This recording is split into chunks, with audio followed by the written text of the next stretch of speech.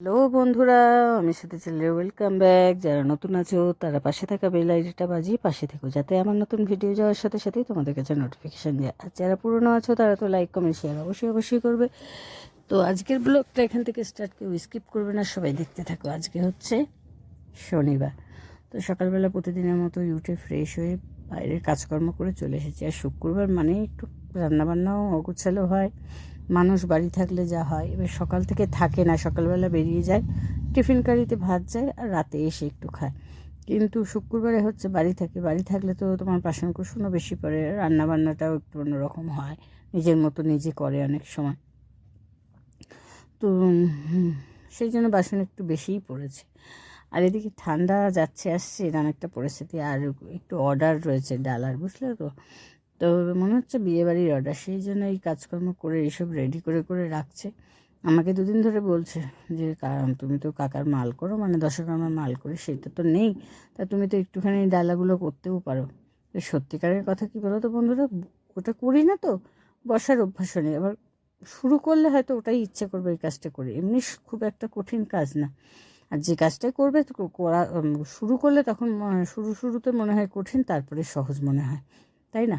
তো আমি আর বসি না, ছেলে কেটে কেটে অনেক সময় রাখে, পেটি কেটে কুটে দেয়, কারণ কর্তাই করে ওটা। আর কী বলো তো, ঘরের লোকের কাজ করলে না পয়সা দেবে না, এটাই মাথায় রাখতে হবে। যে তুমি আলাদা কারোর কাজ করবে, তখন দেখবে সেই পয়সাটা তুমি পাবে হাতে, কোনো নিজের কোনো শখ পূরণ করতে পারবে বা কোনো দরকার মেটাতে পারবে। কিন্তু তুমি যদি ঘরের লোকের কাজ করো, তখন আর তুমি টাকা পাবে না। ওই দিচ্ছি দেবো, এই দেবো খুনি, এই অমুক খাতে খরচা গেছে, এই একটা ব্যাপার সমস্যা থাকেই, তাই কি না বলো? তো এদিকে তো ঘরের কাজকর্ম করতে করতে তোমাদের সাথে কথা বলছি, আর এখনও চান ধান করিনি, চান পুজো টুজো সবই বাকি রয়েছে। তো আজকে মানে রান্নাটা একটু বেশি রকমই হবে বলতে কি বলো তো, প্রতিদিনই তো সয়াবিন নয় পোস্ত শনিবার হলেই শুরু খাই। এবার আজকে মনে করছি যে না, নিরামিষভাবেও তো করা যায় অনেক রকম, তার সবজিও আছে করব। কদিন তো সবজি টবজি একদম টোটাল কিনছিল না, তারপরে আমি বললাম যে সবজি না কিনলে হয়। তারপরে আমি বাড়ির পাশে আসে সবজিওয়ালা, সেখান থেকে সবজি কিনি। একটুখানি ডাঁটা উচ্ছে নানান রকম একটুখানি না খেলে, শুধু মাছ নয়, ডিম নয়, মাংস কত খাওয়া যায়, মানে একটু সবজি না হলে ভালো লাগে না। তোমার এই যে বাড়ির থেকে সবজি নেওয়া মানে সেটা সেগুলো সেই পয়সাগুলো আমার যাওয়া, ওইটাকে কোনো চাপের নেই যে ঠিক আছে তুমি করেছো আমি দিয়ে দিচ্ছি, সেটা ব্যাপার না। তখন কিন্তু তোমাকে খরচগুলো করতে হবে। তো এদিকে তো ঘর পোছা টোচা হয়ে গেছে, এদিকে দেখো জল ভরে দিচ্ছি। এইবার তো এদিকে কাচের চুড়িগুলো পাঠিয়ে দেবো চিন্তা করেছি, দড়ি দিয়ে বেঁধে পাঠিয়ে দেবো বলতে আলমারির মধ্যে ঢুকিয়ে দেবো। আর এদিকে পাখিগুলো না আসছে, কিন্তু ওদের যে এই টবগুলো এদিকে রেখেছে না, পাখিগুলোর ঠিক পছন্দ হচ্ছে না জায়গাটা, মানে ঘাস টাস রয়েছে তো খেতে আসছে না। এই টবের জায়গাটা ফাঁকা ছিল, তখন আসতো অনেক পাখি আসতো, ওরা মনে করছে কোথায় খেতে দিচ্ছে বুঝতে পারছি না, নাকি ভয় পাচ্ছে বুঝতে পারছি না। আমি বললাম যে টবগুলো সরিয়ে দাও ওখান থেকে। এবার টবগুলো সরিয়ে দিলে এদিকে তোমার আমার যে ঘরের সামনে একটা পেপার দিয়ে দিয়েছে, ওখানে পেটি থাকে বলে পেটিগুলো রোদে একদম শক্ত হয়ে যাচ্ছে। পেপার দিয়ে দিয়েছি, ওখানেও গাছগুলো রাখতে পারছে না, কারণ রোদ জল তো সবই প্রয়োজন, তাই না গাছের। আর এদিকে দেখো কাজকর্ম করে চা নিয়ে চলে এসেছি। এদিকে এবার বিছানাটা গোছানো বাকি, গুছিয়ে নিই মোটামুটি, মশারিটা তুলি। মশারিতে তো এখনও তোমার চাদর সাইডে কাপড়, মানে মশারির ওপরে ঘর একটা মতো করা হয়, কারণ ঠান্ডাটা এখনও আছে, ঠান্ডা নেই না, ঠান্ডা এখনও আছে। আর মেঘলা মেঘলা ওয়েদার, জানি না বৃষ্টি বাদলা আসবে কি না। আজকে না হলেও হবে একটা, কারণ মানে আমার ঠান্ডা লাগছে বলে সবার ঠান্ডা লাগছে না, সবারই গরম লাগছে।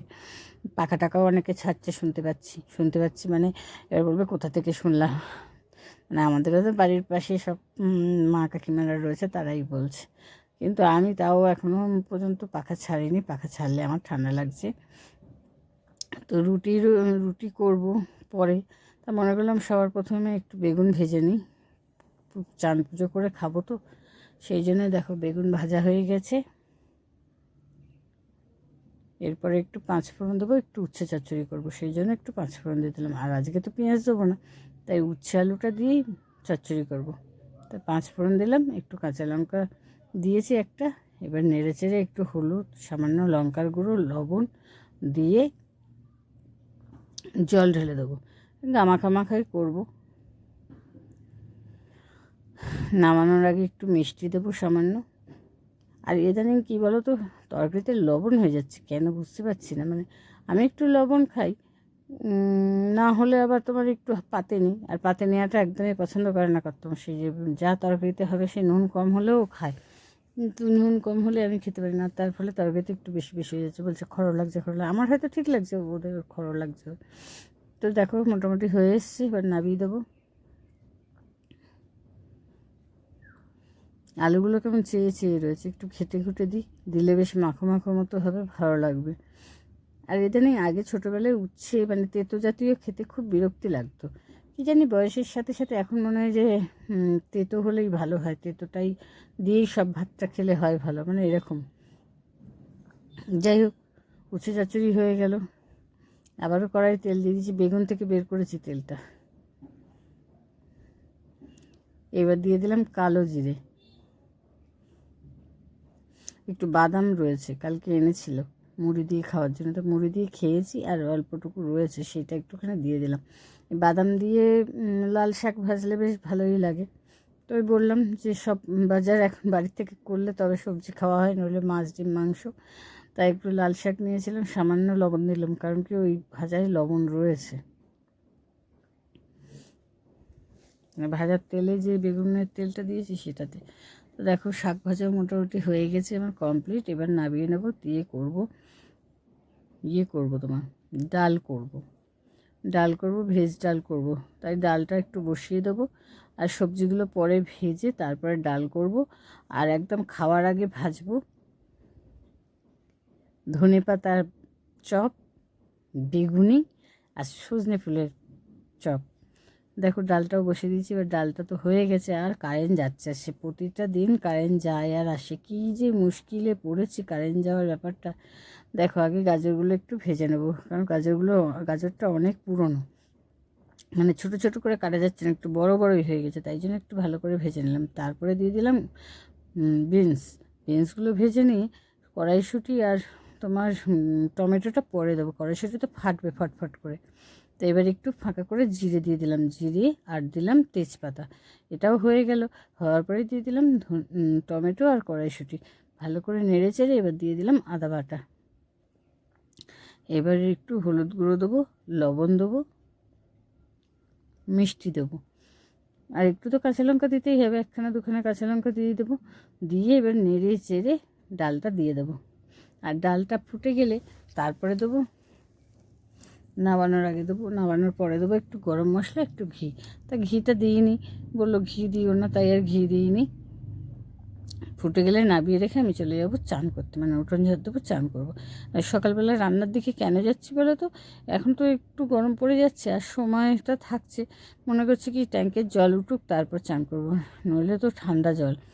সেই জন্য রান্নাটা করে নিচ্ছি। আর সকাল সকাল উঠছি তো, একটু ধনেপাতাও দিয়ে দিলাম। দেখো ডালটা কত সুন্দর দেখতে লাগছে, খেতেও কিন্তু হেভি লাগবে, সবজি ডাল বেশ ভালো লাগে। তো আরও কিছু দেওয়া যেত, কিশমিশ কাজু অনেকেই দেয়, কিন্তু না গো, সব রকম তো থাকে না ঘরে রেডি করা। আর করবো বলে মানে আগে থেকে ভাবা নেই যে ভেজ ডালই করবো, তো ছিল বলে করে নিলাম। তো এদিকে দেখো চান পুজোও হয়ে গেছে। আর এই মানে সাজাতে না অনেকটা সময় লাগে, পুজো করতে অনেকটা সময় লাগে। দেখো আরও তো ফুল কম, এখন ফুল হলে আরও দেখবে কত সুন্দর লাগবে জায়গাটা। তো দেখো আমি রেডিও হয়ে গেছি, এরপরে করে নেবো দু চারটে রুটি।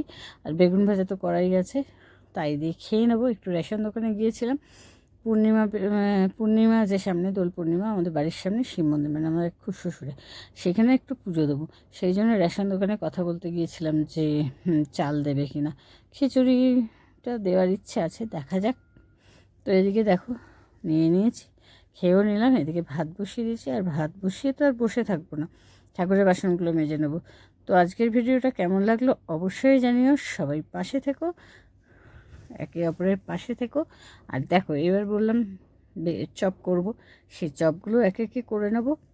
তো এইটাতে দেখো বেসন, লঙ্কার গুঁড়ো, হলুদ গুঁড়ো, লবণ, কালো জিরে সব কিছু দিয়ে দিয়েছি। এবার ধনে পাতার বড়া হবে 3টে, সজনে ফুলের বড়া হবে, আর হচ্ছে তোমার বেগুনি হবে।